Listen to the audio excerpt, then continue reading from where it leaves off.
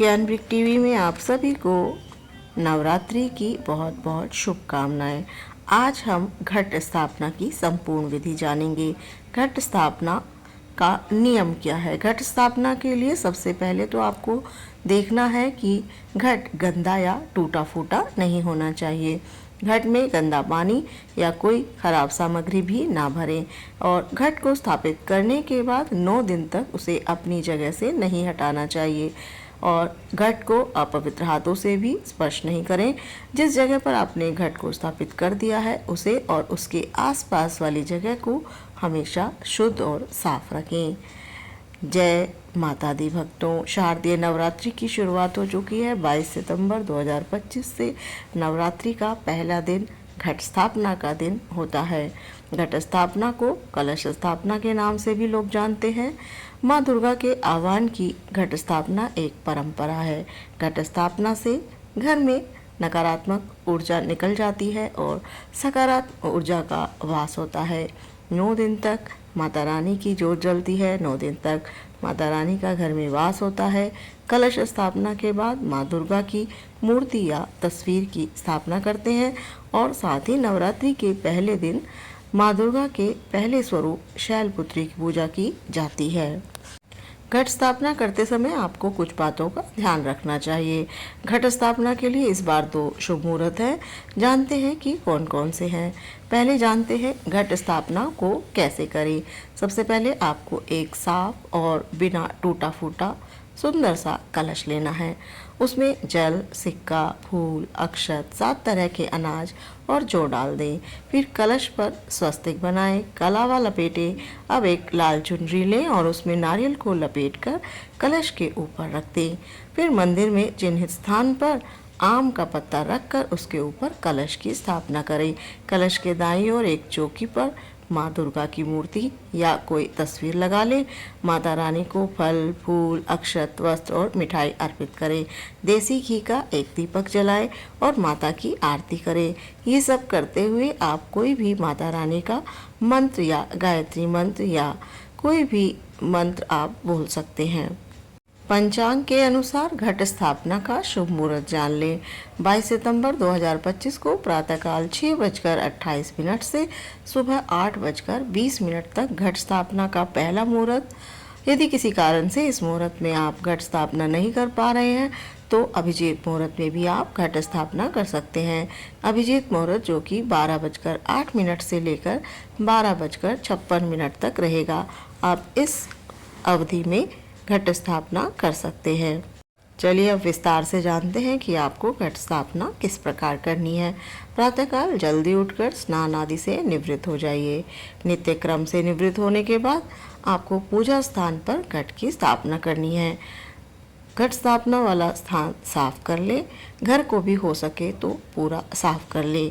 स्नान करके गौ माता के गोबर से या आप गंगा जल छिड़क कर भी उस जगह को शुद्ध कर सकते हैं।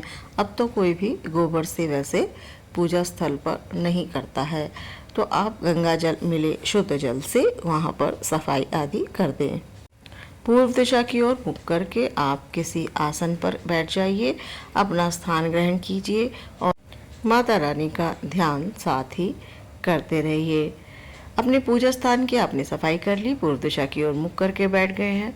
अब घट स्थापना के लिए आप एक मिट्टी का सकोरा ले लें। फिर उसमें शुद्ध मिट्टी भर दीजिए और उसके अंदर कोई कंकड़ नहीं होने चाहिए। देख लीजिए मिट्टी साफ होनी चाहिए। फिर इसमें एक मुट्ठी 7 प्रकार के अनाज सबको मिलाकर उसमें मिट्टी में मिक्स कर दें। जैसे फसल को बोते हैं, बीज बोते हैं, वैसे ही आप उस 7 अनाज को भी उसमें डाल दीजिए और उस वेदी के मध्य में यानी सकोरे के बीच में सोने का या चांदी का या तांबे का सिक्का उसमें रख दीजिए। मिट्टी के कलश को विधि पूर्वक स्थापित कर लीजिए। कलश के ऊपर से रोली वगैरह उसमें लगा दीजिए। थोड़े से पुष्प अर्पित करिए। कलश के नीचे 7 प्रकार के अनाज जो हमने मिट्टी में डाले हैं वही उसके नीचे भी रखें और जिन्हें दशमी के दिन यानी 9वीं दशमी के दिन उनका विसर्जन हमें करना होगा। ओम जयंती मंगला काली भद्रकाली कपालिनी दुर्गा क्षमा शिवा धात्री स्वाहा स्वधा नमस्तुभ्यम, यह मंत्र बोलते जाइए। इस मंत्र के जाप से आपके परिवार को सुख संपत्ति और आरोग्य का आशीर्वाद प्राप्त हो जाएगा। कलश को भगवान श्री गणेश जी का प्रतिरूप माना जाता है, इसलिए सबसे पहले कलश का पूजन किया जाता है। कलश लेकर उस कलश में जल भरे, गंगा जल भी थोड़ा सा उसमें मिला दें। साथ में एक साबुत सुपारी, कुछ सिक्के, दुर्वा, हल्दी की एक गांठ कलश के अंदर डाल दीजिए। फिर उसके ऊपर जो है, उसके मुख के ऊपर एक नारियल, जटा वाला नारियल लेकर उसको लाल वस्त्र ओढ़ाकर चुनरी लपेटकर कलश के ऊपर रखना है।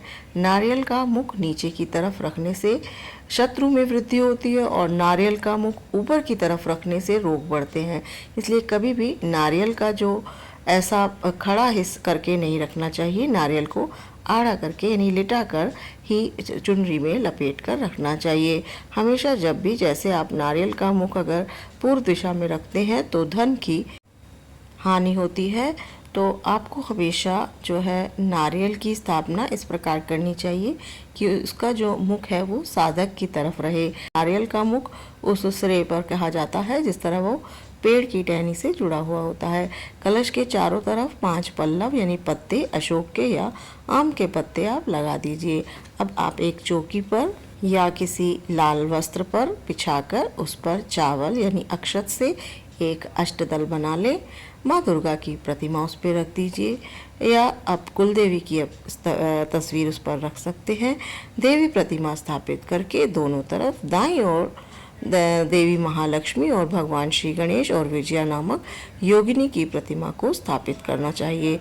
बाईं तरफ भगवान कार्तिकेय देवी, माँ सरस्वती, माँ जया नामक योगिनी की प्रतिमा को स्थापित किया जाती है और घट स्थापना के साथ अखंड ज्योत की भी स्थापना की जाती है। अखंड ज्योत जलाई जाती है। पूजा के समय आपको शुद्ध देसी घी का दीपक जलाना है। अक्षत पुष्प से अग्नि का पूजन कीजिए। सबसे पहले देवी माँ का संकल्प करें, उसके बाद जो है भगवान गणेश जी का पूजन अर्चना करें। उसके बाद वरुण देवता यानी जल का पूजन करें और 16 माताओं का पूजन करें। नवग्रह का पूजन करें, भगवान विष्णु का पूजन करें, भगवान श्री राम का पूजन करें, उनके भक्त हनुमान का पूजन करें, फिर अपने पितरों का पूजन करें, प्रधान कलश देवता की पूजा करें, क्योंकि भगवान शंकर की कोई भी पूजा अधूरी मानी जाती है। तो भोलेनाथ की पूजा भी आपको करनी है।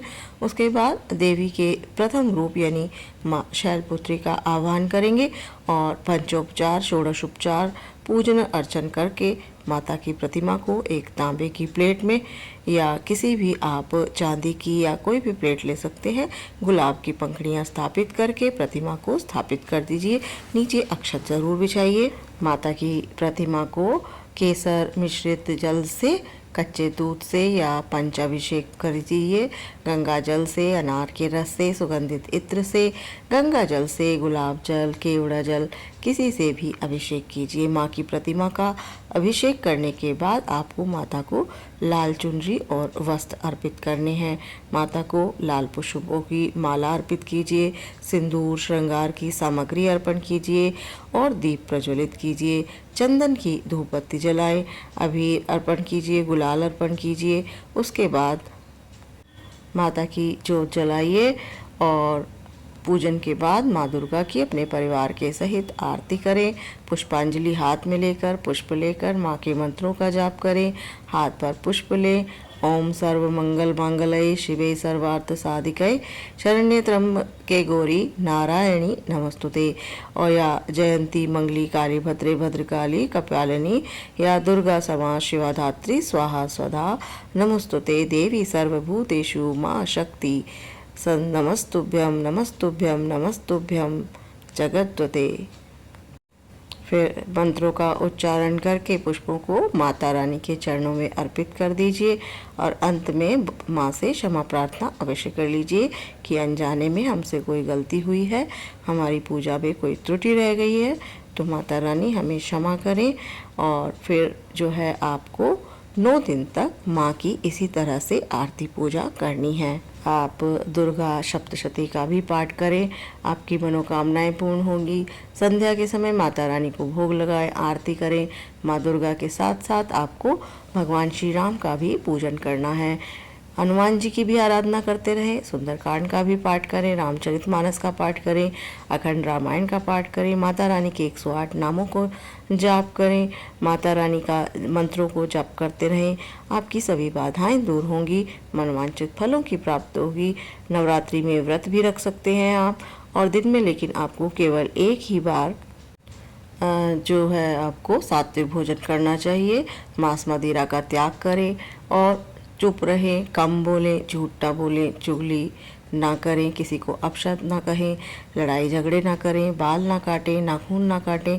इन सब का भी आपको ध्यान रखना है। ब्रह्मचर्य का पालन करें और उठते बैठते नवरात्रि के भजनों को सुनते रहें।